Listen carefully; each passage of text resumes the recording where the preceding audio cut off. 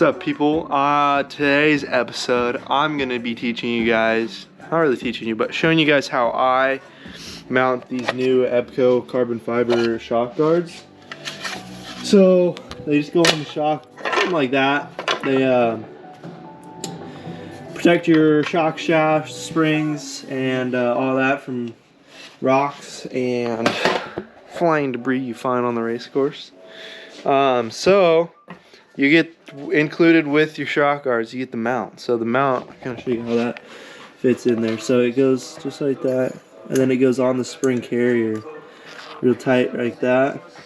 And so you get 3 little mounting holes that are on there, and super tight fit, really nice. And so I know on this car that I want the shock guards perfectly straight on the shocks, and then I also know that I want these shock guards up about halfway towards the eyelet, and so I can get the bolt in and out really easily because it's a short course car, so we have minimal time between races, so we always want to make it faster.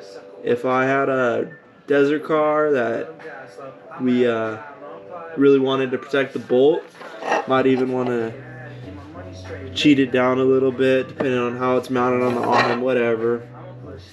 But yeah, so then take the arm off or take the shock off, you would have to unbolt it, then you can unbolt your shock. But on this one, we want it quick access, so we don't want to be messing with the shock guards if we don't have to. So what I'll do is I'll get the mount.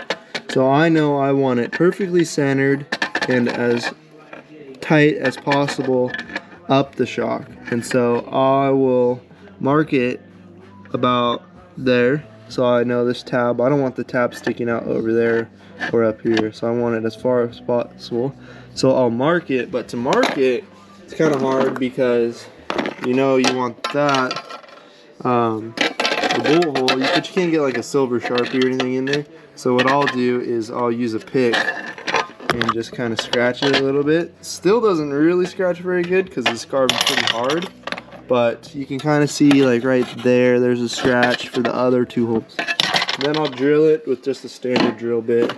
It's no problem there. And then so once I get the first hole done, I will put a in there, just like that. 1 second, I'll get you guys propped up, but just kind of, dropped you. Who knows if this one, so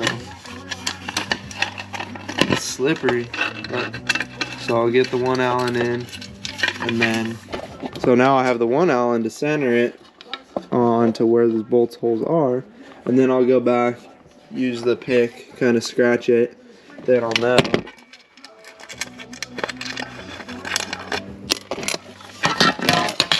Those are my drilling holes, so I'll get those drilled real quick and show you guys how it turns out.